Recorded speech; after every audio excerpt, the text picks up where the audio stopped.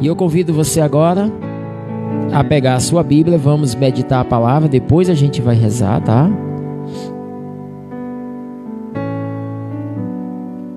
Hoje nós vamos pegar o evangelho de hoje, que está no livro de Mateus, Evangelho de Mateus, no capítulo 13, do versículo 54 até o 58.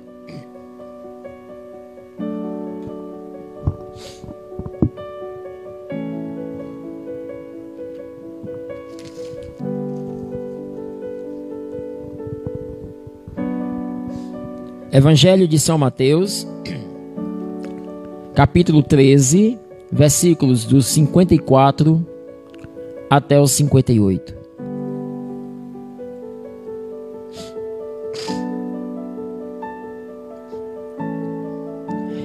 E essa palavra nos fala assim, você pode acompanhar conosco agora.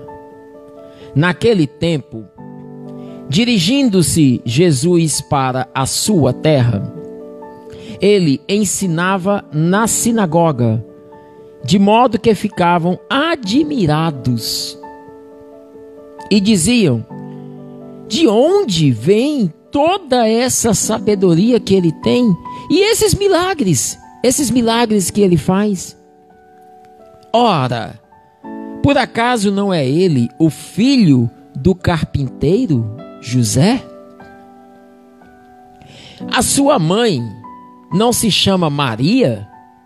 E os seus irmãos não são Tiago, José, Simão e Judas? E as suas irmãs não moram conosco?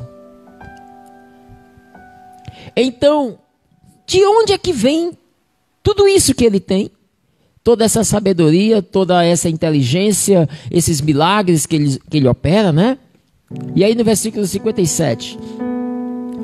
ficaram então escandalizados por causa dele.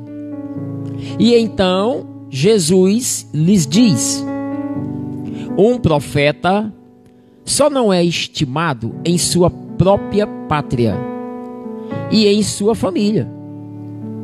Jesus não fez ali muitos milagres porque eles não tinham fé. Palavra da salvação. Glória a vós, Senhor. Essa palavra, apesar de ser pequenininha, né? São apenas 5 versículos, mas ela nos traz uma realidade de vida muito, muito interessante. Porque aqui nessa passagem, nos conta a história de Jesus, que está ali na sua terra. Ele se dirige, né, à sua terra. E aí quando ele chega lá, ele começa a ensinar na sinagoga, começa a falar das coisas de Deus. E a maneira em que Jesus prega, a sua pregação, as suas palavras, é tão ungida, é tão inspirada, é tão cheia de sabedoria, que aqueles que ali estão ouvindo dizem: mas que homem sábio, que palavras cheias de sabedoria, cheias de unção.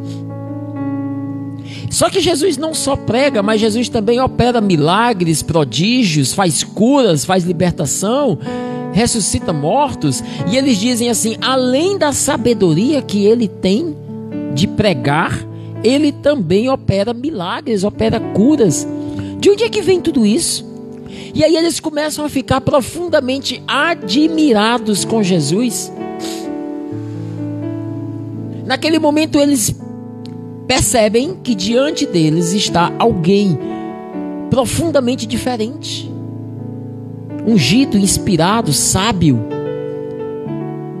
que possivelmente Deus está agindo por ele, porque ninguém poderia fazer aquelas coisas que ele faz se não fosse debaixo do poder de Deus. Acontece que alguém, nesse momento aí em que eles estão admirados com Jesus, porque você vê que a palavra primeiro fala disso, né? De modo que eles ficavam admirados, está aí no versículo 54, e diziam: de onde vem toda essa sabedoria, esse milagre? Então eles estão numa situação em que eles estão contemplando Jesus ali, e aí aparece alguém no meio deles, como se fosse jogar ali um balde de água fria, e diz assim: ora, esta pessoa que vocês estão admirados com toda a sua sabedoria, com os prodígios que ele realiza, com os seus atos, ele é filho de José. Que José? José é o carpinteiro de Nazaré. Ele é filho de Maria, que é a esposa de José.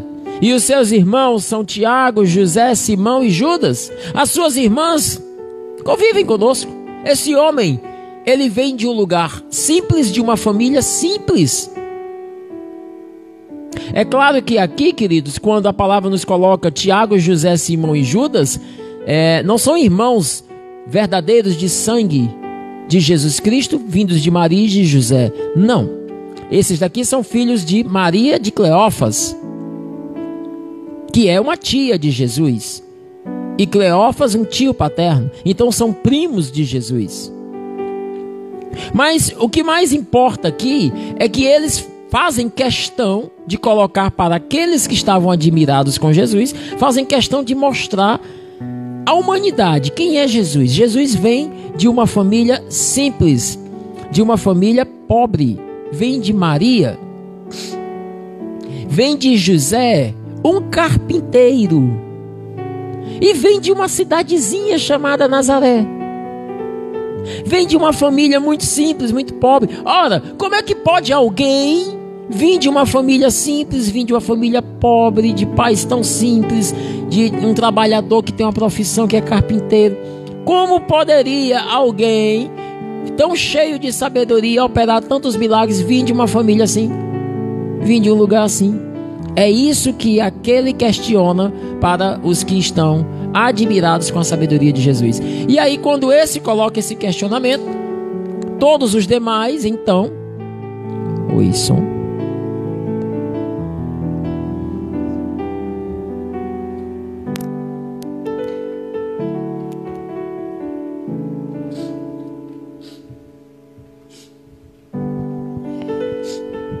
Oi, desculpa, tivemos um probleminha aqui no som, mas graças a Deus retornou. Então, voltando ao que a gente estava falando. Então, todos aqueles que estavam ali, quando percebem a origem de Jesus, eles simplesmente começam agora a menosprezá-lo. A partir do momento em que eles percebem que Jesus vem de uma família simples, que Jesus é muito simples, eles começam a desacreditar em Jesus. Sinceramente, não tem como este homem ser cheio de sabedoria sendo tão simples assim. E aí é quando Jesus dá uma resposta a eles. E aí o Senhor, respondendo a eles, diz: um profeta só não é estimado em sua própria pátria e em sua família. Queridos, vamos trazer essa palavra para nós hoje, para nossas vidas. Hoje, eu e você somos convidados por Deus a sermos profetas e profetisas dentro da nossa casa, dentro da nossa família. Mas existe uma maneira, existe um comportamento, existe uma postura que nós deveremos adotar. Porque parece que o ser humano, ele tem uma tendência a não credibilizar, a não dar crédito às pessoas que estão próximas nossas. Isso é muito natural. E isso não é só na religião, não. Por exemplo, às vezes você tem uma pessoa na tua família, sei lá, que ela tem uma determinada profissão. Ela é médica, ela é enfermeira, ela é nutricionista, é fisioterapeuta, é alguém que pode te ajudar com alguma coisa relacionada à tua saúde. E às vezes uma pessoa da nossa casa nos dá uma orientação, um conselho a respeito de algo voltado à nossa saúde, e muitas vezes nós não acolhemos, simplesmente porque é alguém nosso. Se for um profissional de fora, um outro profissional, um colega falando de fora, nós damos mais créditos do que aquele que é da nossa casa. Nós temos tendência para isso. Quando se trata da área espiritual, quando se trata da pregação do evangelho, também é a mesma coisa. Nós preferimos, por exemplo, abrir a televisão para ouvirmos uma pregação de alguém que está pregando ali na televisão, que está numa live como essa. E muitas vezes nós temos dentro de casa um profeta que caminha, que prega a palavra de Deus, mas nós não damos o devido crédito às pregações daquele que mora conosco. E isso é muito natural. Veja que desde Jesus isso já acontecia e aconteceu com Jesus. Se você acha que com a gente também não seria diferente, é muito mais fácil os da tua família ouvirem os de fora, aquilo que eles têm a falar de Deus, do que aquilo que você tem para falar para eles. Então, aqui já nos diz, um profeta não é honrado na sua própria pátria e muito menos na sua família. Então, assim, como é que eu devo me comportar? Qual é a minha maneira? Né? Jesus nos responde isso de uma maneira muito clara, lá em Filipenses capítulo 2, versículo 5. O Senhor nos fala lá em Filipenses assim. Filipenses 2, 5. Dedicai-vos mutuamente à estima que se deve em Cristo Jesus, porque ele, Jesus, sendo de condição divina, não se prevaleceu de sua igualdade com Deus, mas aniquilou-se a si mesmo, assumindo uma condição de escravo, de servo, assemelhando-se aos homens, e sendo exteriormente reconhecido como homem, humilhou-se ainda mais, tornando-se obediente até a morte, morte de cruz. Então Jesus nos responde qual a nossa postura, como é que nós devemos nos comportar dentro da nossa casa. Queridos, dentro da minha casa eu devo ter uma postura de intercessor e de servo, muito mais do que de profeta. Então, o que eu tenho que fazer com os meus? O que eu tenho que fazer com a minha família? Eu preciso ser uma pessoa que serve a minha família. Eu preciso me colocar, como a palavra diz aqui, Jesus, sendo de condição divina, mesmo sendo Deus, aniquila-se e torna escravo dos humanos, torna-se servo, lava os pés dos discípulos. O que eu tenho que fazer dentro da minha casa? Tornar-me escravos dos meus, tornar-me servo dos meus. Eu devo servi-los e servi-los com amor, servi-los com carinho, com dedicação, com zelo, com perfeição. O teu serviço aos teus, da tua casa, irá conquistar o coração deles muito mais do que 1000 palavras que saem da tua boca. Não é porque você não saiba pregar a palavra, não conheça a palavra de Deus, não a viva, não se trata disso. É porque o profeta na sua família não é honrado, não é reconhecido. É uma questão natural do ser humano. Nós valorizamos o que vem de fora. Ah, Marcelo, mas isso é muito feio. Concordo com você, mas é natural nosso. A gente não valoriza aquilo que é da nossa casa, vai valorizar o que é de fora. Então Jesus nos ensina como nos comportarmos com a nossa família, com os nossos. A primeira coisa é o quê? Tornarmos servos. Se coloque a serviço, sirva os seus. Esposa, sirva os filhos, sirva o marido. Marido, sirva a esposa, sirva os filhos. Pai, sirva os filhos. Mãe, sirva os filhos. Filhos, sirvam aos pais. Sirvam aos outros irmãos. Sirvam-se dentro da sua casa. Coloque-se como escravo. E não é um serviço feito de mau gosto, não, porque esse tipo de serviço aí não é testemunho. Servir de mau gosto não leva você a conquistar o coração de ninguém.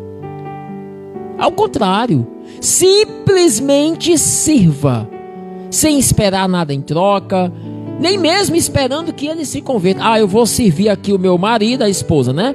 Vou servir aqui o meu marido com todo o meu coração, com todo o meu carinho, com todo o meu zelo. Vou me colocar a serviço dele para que ele possa se converter. Não, só sirva. Deixe que a conversão, que a hora da mudança de vida dele, que o tempo de mudança aconteça segundo o coração de Deus. Deus sabe a hora, Deus sabe o momento, os meios, os caminhos de fazer com que isso aconteça. Você se preocupa apenas em tornar-se escravo dos seus. Esse é o primeiro ponto. Segundo ponto, torne-se intercessor, intercessora. Durante o dia você está servindo, mas quando você entrar em oração, fecha a porta do teu quarto para que a porta do céu se abra, vá falar com Deus e ore. Ore pelos seus. Ore pelos seus. A minha esposa está fazendo uma novena de 1 ano em intercessão pelos nossos. Se colocou em intercessão pelos de casa. Isso é interceder pela mudança do nosso coração, pela nossa conversão, pela nossa santidade, pela nossa profundidade de intimidade em Deus. Queridos, perceba que quando você serve ao outro, aquele da sua casa, e quando você intercede pela vida dele,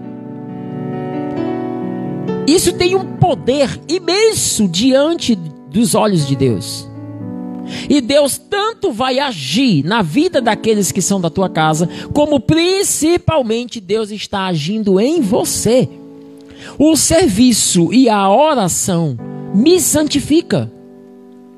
Deus está convertendo os da tua casa, mas ao mesmo tempo Deus está santificando você através da entrega de serviço e através da intercessão. Perceba, querido, que não são através de palavras que isso é alcançado dentro da nossa família. Não adianta você ficar discutindo, brigando a palavra é essa que eu estou colocando, brigando com as pessoas da sua casa por causa da palavra de Deus. Tem alguém na tua casa que bebe, tem alguém na tua casa que vive alcoolizado. Aí você vai lá, abre a palavra de Deus e começa a pregar para essa pessoa dentro da sua casa e dizer: olha, aqui na palavra de Deus nos diz que os bêbados não entrarão no reino de Deus. Você acha que vai conseguir conquistar alguma coisa com isso, com esse tipo de pregação? Aquela pessoa que está no pecado, que fica ouvindo a sua pregação desta maneira, ela tende-se a afastar-se mais ainda daquilo que você fala. Não é assim. Você precisa deixar que a sabedoria do Espírito Santo haja em você para conquistar o coração da tua família para Deus. Então, você é um profeta, você é uma profetisa, você foi escolhida por Deus para santificar a tua família, para conquistar o coração da tua família toda para Deus. Mas a tua postura enquanto profeta e profetisa na tua casa é uma postura de servo, serva, e é uma postura de intercessor, intercessora. Então você precisa servi-los e precisa interceder por eles, no silêncio, no silêncio. Se alguma vez algum deles te procura para buscar um conselho, uma orientação, e você pode dar esse conselho, essa orientação, através da palavra de Deus, tudo bem. Querido, a palavra do Senhor fala assim, dessa maneira. Então você está me perguntando sobre essa situação da sua vida. Segundo a palavra de Deus nos diz que a gente deve agir assim, assim, assim. Tudo bem? Mas a tua boca deve se abrir no momento certo, na hora certa, na precisão. E você precisa ser sábio para isso. Fora esses momentos, a tua boca deve se abrir apenas em intercessão por eles, em louvor a Deus por eles e em serviço a eles. Amém? É dessa maneira. Agora preste atenção em uma outra coisa que eu quero trazer para você entender. Se na minha casa o meu proceder deve ser através do meu serviço e da minha intercessão, fora da minha casa, aí não. Fora da minha casa, o meu proceder deve ser de um autêntico pregador. Você precisa, fora da sua casa, anunciar a palavra. Você precisa usar agora a sua boca como um proclamador da boa nova. Você precisa pregar até os confins da terra. Você está entendendo? Os nossos, ao conhecerem a nossa vida, costumam não nos dar os devidos créditos para aquilo que nós pregamos. E não, eu não estou falando aqui que é porque a gente vive um falso testemunho, não. Não é isso que eu estou falando, não. Perceba que Jesus não viveu um falso testemunho. Não. Jesus não viveu nada errado. Tudo aquilo que ele pregava, tudo aquilo que ele falava era verdadeiro e era aquilo que ele vivia. Um testemunho autêntico, mas mesmo assim foi descredibilizado. Mesmo assim não teve crédito naquilo que ele estava falando. Não é por causa do seu testemunho. Aqui eles estavam com um preconceito sobre aquilo que Jesus era, quem ele era. Muitas vezes os nossos, por conhecer a nossa vida, por saber de quem nós éramos antes de conhecer a Cristo, nosso passado, coisas que nós fazíamos, pensávamos, que ficaram no passado. Foi antes de conhecer a Deus, ficou no passado, agora eu já não vivo mais aquilo. Agora eu vivo uma vida nova, mas parece que muitos dos nossos ainda continuam a olhar para a nossa vida. O fulano era assim, fazia isso, andava ali, cometia aquelas coisas. Agora ele está pregando aí a palavra e tal, não sei o quê. Por isso que eu digo, na nossa casa, o serviço, o despojar-se ao outro, ele tem muito mais efeito, muito mais poder de conquista para Deus do que a pregação. Agora, fora da minha casa, não. Fora da minha casa, eu prego. Fora da minha casa, eu evangelizo. E é claro que fora da minha casa, eu também intercedo, eu também sirvo aqueles que eu estou pregando. É claro. Mas eu quero dizer para você que o ministério de pregação fora da minha família, ele é muito mais forte. Ele é muito mais eficaz, porque as pessoas tendem a valorizar a quem prega, aqueles que elas não conhecem, tá? E eu quero deixar bem claro, para finalizar essa meditação, quero deixar bem claro para você que não se trata aqui de testemunho, porque parece que é como se dissesse assim: então os de fora valorizam quem está pregando porque não conhecem a vida do pregador, né? Não, não é isso que eu estou falando, tá? Não estou dizendo que o pregador, quando ele vai pregar fora da casa dele, ele é valorizado porque as pessoas que estão ouvindo não conhecem a vida dele, ele não dá um testemunho autêntico. Não é isso. Volto a dizer, Jesus tinha um testemunho autêntico, perfeito, mas ele não era valorizado mesmo assim dentro da sua família.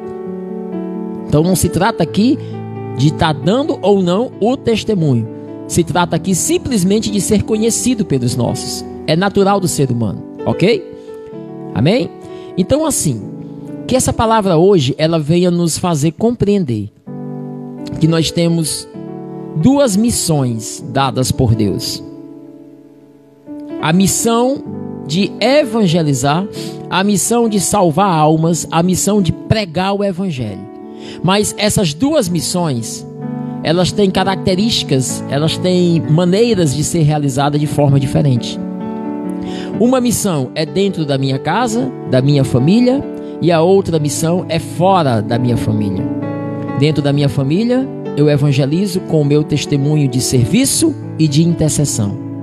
Fora da minha casa, eu evangelizo, além do testemunho de serviço e intercessão, principalmente com a pregação da palavra de Deus. É isso que hoje essa palavra, esse evangelho, vem nos fazer compreender, né? E termina dizendo assim, versículo 58, Jesus não fez ali muitos milagres porque eles não tinham fé. Então veja o seguinte, parece-nos, e é verdade, que a obra de Deus acontece na medida em que há abertura de coração, em que há acolhimento, desejo de que esta obra aconteça. Enquanto não houver no coração das pessoas o querer ser tocado, conhecido por Deus, parece que isso não acontece. É necessário ter a fé. Então, é necessário esperar. Há um tempo para a vida de cada pessoa. Você, esposa, que está nesse momento agora de oração aqui, há um tempo para a conversão do seu marido. Mesma coisa eu digo para você, marido, que está aqui. Há um tempo para a conversão da sua esposa. Há um tempo para a conversão dos seus filhos, dos seus pais. Há um tempo para a conversão daqueles que moram na tua casa contigo. Cada pessoa tem o seu tempo de vida. Qual é o tempo, qual é o dia da conversão dessa pessoa? Quando é que essa pessoa vai se encontrar com Deus? No dia em que ela tiver fé. No dia em que ela abrir o coração e se sentir necessitada de experimentar algo a mais. Talvez essa pessoa vá passar por uma situação de dificuldade, de provação. Talvez essa pessoa vá passar por uma situação onde ela precise erguer os olhos para o céu e dizer: meu Deus, me ajude. É nesta hora em que ela se encontra mais frágil, aonde o coração dela se abre em busca de Deus, em busca de uma força para lhe ajudar. E é nesse momento em que o coração dela está suscetível a ser tocado por Deus. Então Deus sabe a hora certa. O que você tem que fazer é orar pelas pessoas da sua casa e servi-los. E aguardar a esperança, o dom da esperança dentro de mim, a virtude da esperança. Eu aguardo em Deus o dia da conversão de cada um. Enquanto isso, eu vou servindo com amor e eu vou orando por eles com amor. No dia em que Deus quiser, no tempo certo, na hora certa, no momento da abertura do coração, no momento da fé, aí Deus há de operar o milagre na vida de cada um. Amém? Louvado seja nosso Senhor Jesus Cristo, para sempre seja louvado nossa Mãe Maria Santíssima. Queridos, vamos fechar os nossos olhos. Vamos nesse momento agora nos colocarmos em oração a partir da luz dessa palavra. Essa palavra que hoje veio nos ensinar como nos posicionarmos enquanto profetas e profetisas dentro das nossas missões que o Senhor nos confia. A missão de evangelizar os nossos e evangelizar também os de fora. Diante da luz dessa palavra, eu convido você agora a abrir a sua boca e a começar esse ministério de evangelização na tua casa. O que você vai fazer agora é o primeiro passo, que é a intercessão. Feche os seus olhos agora e comece a orar pelos seus. Comece a orar pelos da tua casa agora. Comece pelos mais difíceis. Comece por aqueles que você vê que mais necessitam da sua oração. Vá nesse momento agora apresentando cada um deles para Deus agora. E vai dizendo: Senhor, eu te apresento fulano. Diga o nome da pessoa para ele, para o Senhor. Nesse momento, Senhor, eu inicio a minha missão familiar, o meu ministério familiar, Senhor. Eu te apresento fulano agora. Eu te apresento, Senhor, nesse momento, as palavras dele, as atitudes, a maneira que ele é, o jeito que ele é. E eu agora, Senhor, peço que tu venhas intervir com o teu poder sobre a vida dele. Dá-lhe, Senhor, a graça da conversão, a graça de se encontrar contigo. Abrevia os dias desse encontro, Senhor, aonde o teu coração há de se encontrar com o coração dele, com o coração dela. Perdoai-lhes todos os seus pecados. Perdoai-lhes todos os seus pecados, Senhor.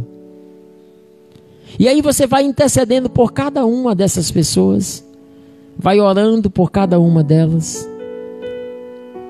Vai pedindo a Deus nesse momento que aonde quer que elas estejam agora, talvez trabalhando, talvez dormindo ainda, talvez assistindo televisão, talvez fazendo alguma coisa dentro de casa, ou talvez nem agora na tua casa elas estejam tão longe.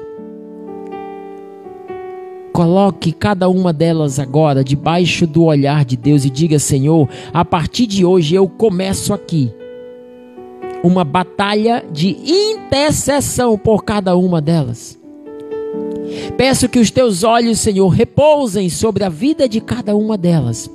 E que a partir de hoje, Senhor, tudo que acontecer na vida delas seja proveniente do teu projeto de transformação e conversão na vida delas. Eu entrego a minha família inteiramente nas tuas mãos.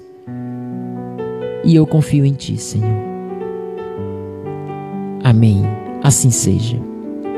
Agora que você intercedeu pelos seus, agora você vai orar por você. Permaneça com os olhos fechados. Você agora vai orar por você, pedindo ao Senhor que lhe dê toda a capacidade, toda a fortaleza, toda a sabedoria, mas principalmente lhe dê um coração cheio de amor e de alegria, de servir a cada uma dessas pessoas que você intercedeu. Permita que o Espírito Santo lhe inspire, lhe mostre como servir e aonde e o que fazer por cada um de forma diferente. Vai dizendo agora: meu Deus, dai-me um coração cheio de alegria, Senhor, de amor.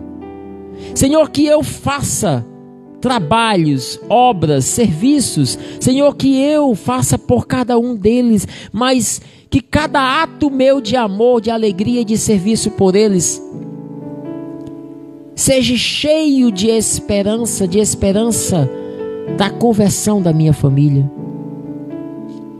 Que o meu trabalho por eles, que o meu serviço por eles não me seja pesado, Senhor, não, porque se é um peso para mim servir aos meus, então eu não estou mergulhado na vossa graça. Então não está sendo, Senhor, uma evangelização, está sendo apenas um trabalho vazio. Eu preciso, Senhor, estar cheio de alegria, de felicidade, de vontade de servir aos meus. Por isso agora eu intercedo pelo meu coração, Senhor.